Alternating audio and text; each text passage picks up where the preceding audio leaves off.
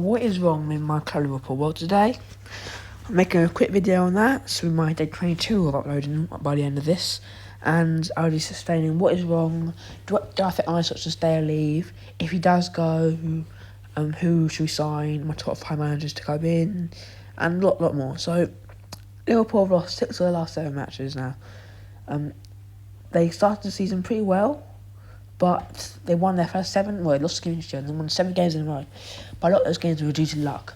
Bournemouth 2 late goals, Newcastle a late goal, Arsenal a late free kick, Burnley a late penalty, Everton just about won, Atletico Madrid in the Champions League late goal, and Southampton a late goal just about won as well. So I'm not. Then after that we kind of started losing games. We lost obviously 2-1 to Palace, 1-0 to Galatasaray, 2-1 to Chelsea, 2-1 to Man United. We then beat Frankfurt and lost after that, 3-2 to Brentford and 3-0 at home to Crystal Palace in the League Cup. So we're out of that now, pretty much out of the title race. So I'm going to say some problems, and what are these problems? The first one is Arne Slot. He's not making the right decisions. He looks clueless right now, not making easy decisions, just playing the wrong tactics, the wrong formations. I'm going to get onto in a minute. Benching players he shouldn't, starting players that he shouldn't, and that's up for the number 1 problem. But then we've got some more. Number 2 is these signings take time. Obviously, that's not really a problem but when they come good, they'll be very good. But yeah, number 2 is our signings take time. Number 3. We can't deal with teams that play low block, long throws and long balls. Not an excuse. We have to change how we play with those teams. Number 4 is Mo Salah's up to the speed. Number 5 is obviously our defence is awful. Konate's not doing very good. Number 6, I don't think McAllister's been doing good. He was our best midfielder last season, and to have him now playing bad is a big difference to the team. Number 7, maybe we didn't quite replace Luis Diaz. And yeah, they're like the big problems, obviously. We not starting kids. So there's quite a lot of big problems here. Now, how do we fix it? I'm going to start with the formations. Oh, you know, I'm going to start with the formations. Yeah, I'm starting with the formation we can change. Well, no, actually, no, I'm starting with what I think is simple we could do. What I want him to do now is, oh no, it's Kirk is not playing well. You drop Kirk, you start Robertson. You drop Salah, you start Chiesa. You drop Gakpo, you start Isak TK. Drop McAllister, you start as a buzz like Graham, but converts. He just to drop some plays. But I think they're like, one thing I'm going to say about these formations. The first formation I'm going to suggest is a 4-1-2-1-2. So you've got 2 centre backs, a right back and a left back, an offensive midfielder. Then we've got 2 centre midfielders, an attacking midfielder, and then 2 strikers. Those 2 strikers so I want it to be Graham Batch is the defensive midfielder, McAllister and Zabozla can be the 2 centre midfielders, and then Verts is the attacking midfielder behind the 2 strikers, which can be Chiesa and Isak and Ekatike, Gakpo and Isak, Gakpo and Salah, but I don't really want that one. Salah and Ekatike, Salah and Isak, Gakpo and Ekatike, any of those. Even I can add Chiesa in there. Chiesa and Isak, Chiesa and Salah, Chiesa and Gakpo, Chiesa and Ekatike, all of those. And then the thing I'm worried about with that one is where will Rira and Gamora really play? Well, he is still 17. Like, I'm not saying we do this for all the time, you know. Like, I'm gonna name 1 or 2 more formations. We can switch between those for the rest of the season. So next one. Oh right, I want to explain for this. So Grambridge can be the defensive midfielder in this 4-1-2-1-2. He drops back into a back 3 with Konate and Van Dijk. Then you have the Frimpong and Kirkes, because they're like win back players. They can attack more. So it's like my most attacking is more like a 3-4-1-2. That would really work well for our team. The other one is it's like a 4-2-2-2. So that's basically you have 2 defensive or centre fielders. So you can have, say, Isak Ekatike as your strikers. Then you can have Verts and Salah behind them. Chiesa can be a backup striker or even start. that can be like the backup attacking midfielder, left winger. So I think Verts will be like a left winger and an attacking midfielder. Salah will be like a right winger and an attacking midfielder. They're a bit of both. Then you got Engamora and Gakpo can be backups for that position. Chiesa can be the backup striker. Then behind that you got Szoboszlai and Gravenberch, like the defensive midfielders / centre midfielders. McAllister Jones can also play there. Then you can have anyone, I don't really mind who plays for full backs. You can have Frimpong and Bradley at right back. And you can have, who's the other? Kirkers and Robert at left back. Obviously Canate and Van Dijk centre backs. I think that's pretty simple. So that's another one. It's kind of like a 4-4-2 and a 4-2-2-2 at the same time. I think that'll work. I thought we did against Frankfurt, but we didn't play Salah. So then against Frankfurt, but we played, I think Gravenberch didn't play, Jones played, and Gakpo played instead of Salah, so that's played on the right, only won 5-1. So with Salah, I do think something will work. The other option, because we can't play 3 at the back, is just stay what we're doing with the formation, just change the system, change some players. What I mean by that is, I feel like right now, there's a few options, but if we're going to keep doing the 4-2-3-1, play Robertson, and when we're attacking, Robertson can go into a back 3 with Canate and Van Dijk like Gravenberch would in the 4-1-2-1-2. Then you got Frimpong, now because there's a back 3, Frimpong can attack. And I think that's important because if you get Frimpong when we're attacking to go to like the right wing position, even Bradley can do that as well. It'll help Salah because Salah is too old to be trying to drill past players really wide. He should come as like a right attacking midfield position when we're attacking. So we have Verts, so when we're attacking, it's Verts and Salah are attacking midfielders.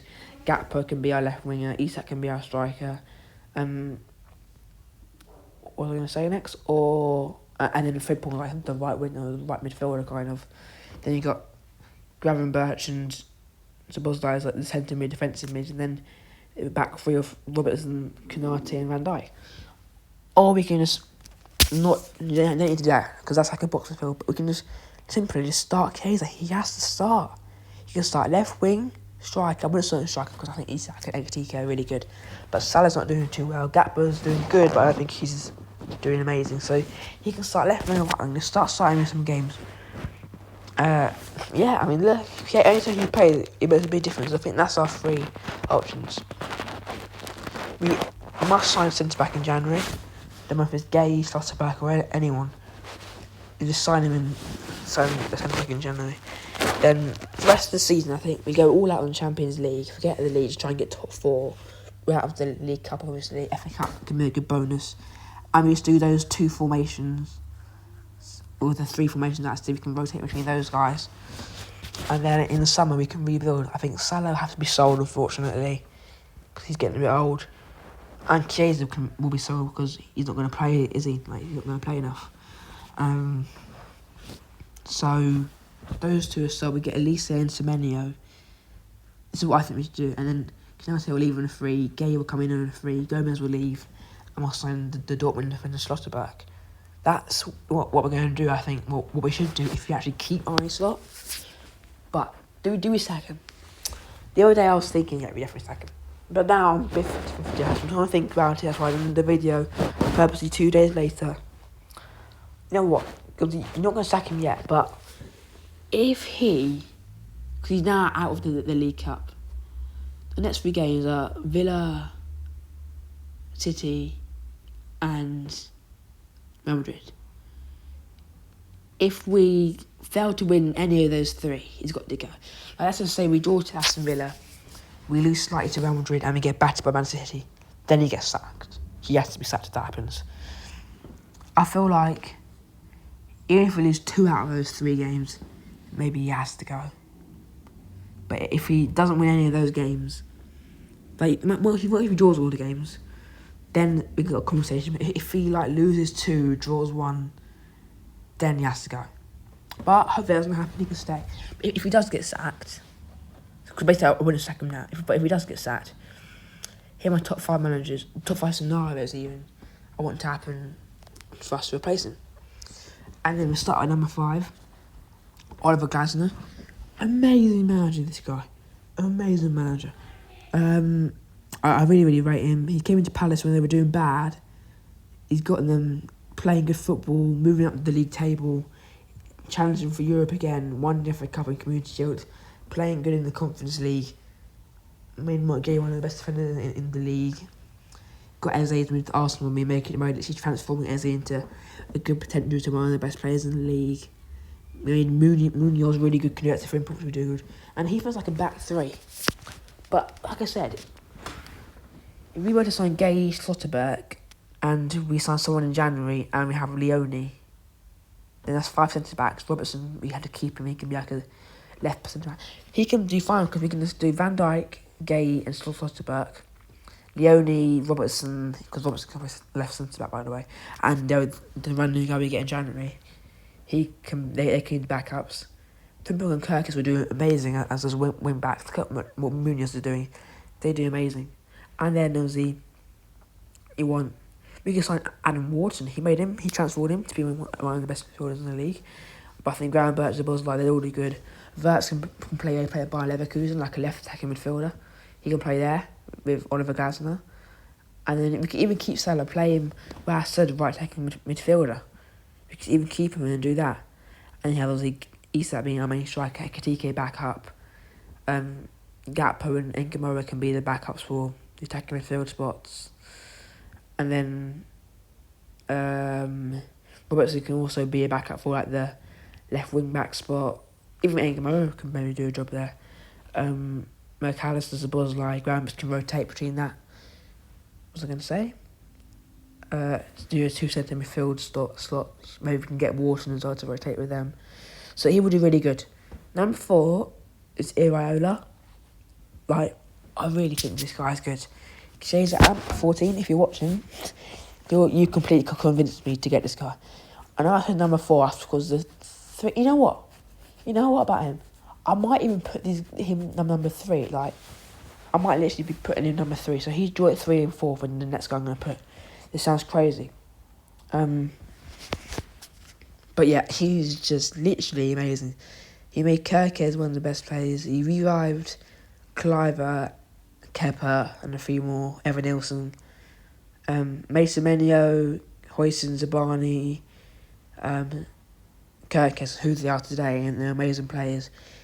He got born for like a relegation team, pretty much, a relegation fighting team, to challenge for Europe, playing really good football now. Like, the thing is, he's obviously mid-table with Bournemouth, but he's getting those group of players. He transformed. Imagine if he can transform Wirtz and Isak. They're very world-class. He made them like really, really good. If he can transform our players, because our players are already good enough for transfer the league. But if he can transform them like he did for the others, that's like making them good for a guaranteed league. You know what I mean? Yeah, he is, and his team plays good football as well. Like, imagine what they'll do with the Liverpool players. Like, Semenyo's good, but you know what I mean? Like, that'd be amazing, wouldn't it? Number 3 is Jurgen Klopp. Obviously, joint with Iraola for me. Yeah, Jurgen Klopp. Like, I don't know, because the thing is with Jurgen Klopp is he get our team running, he get them working hard, and I feel like he wouldn't be scared to make changes. I'm not scared to make some changes. Klopp wouldn't be. And Klopp's also just an amazing manager. He knows what it's like to manage Liverpool. He'll really care. That's the reasons why. And I think he will do a good job at this team. Like, he won the league with the squad that he did, but he never got to spend so much money. Now he's got these superstars. Imagine what Klopp could do. Like, Klopp's players he was working with was his midfield, Fabinho, Henderson, Wijnaldum. They're all really good, but imagine what he could do with the superstars of Liverpool. Like, Firmino's really good, but Isak, a superstar. Like, imagine what you could do with these guys. Imagine that. And it's also good because, like, I feel like he had Robertson and Trent being, like, attacking, kind of like wing-backs at times. Trimble and Kirkis can do that job amazingly. Going wide, crossing the ball in. They'd be amazing at that. So, yeah, I do really like Jurgen Klopp and Iraola and Glasner. I like all of them. Number 2, though, is Zinedine Zidane. And, like, this is number 2 simply for one reason. And if this is not the case, because apparently he's been taking English lessons for the last 2 years, if he can actually speak fluent English, which I'm not sure if he can, then he's my second choice. Because Real Madrid, I know it's Real Madrid, but still, 3 Champions Leagues in a row. If you don't have a team of Jesus superheroes, that's still amazing. It's still an amazing achievement. 3 UCLs in a row, and that was like a good time. We had Juventus who were winning 9 Serie A's in a row. Man City. Liverpool when Salah came in. Chelsea were good then. Like, there were amazing teams all across Europe.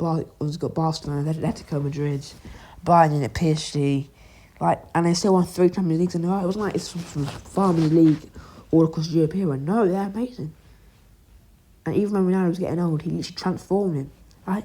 Obviously, maybe Ronaldo was not as good or just as good. Maybe he didn't get much better. But Ronaldo was playing on the wing doing all his skills. That made him a striker. Maybe he could do that with Mo Salah even. He could play like a front two. And Salah could go there, like I said, maybe earlier. In that 4-1-2-1-2. Like, you don't know.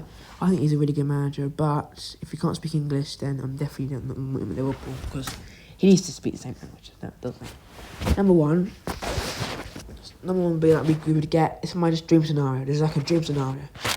So it kind of includes number 3 as well. We would get Jurgen Klopp or someone till the end of the season. So we'd get Jurgen Klopp to the end of the season, Zidane, Ariana Glasner, or just someone else to the end of the season.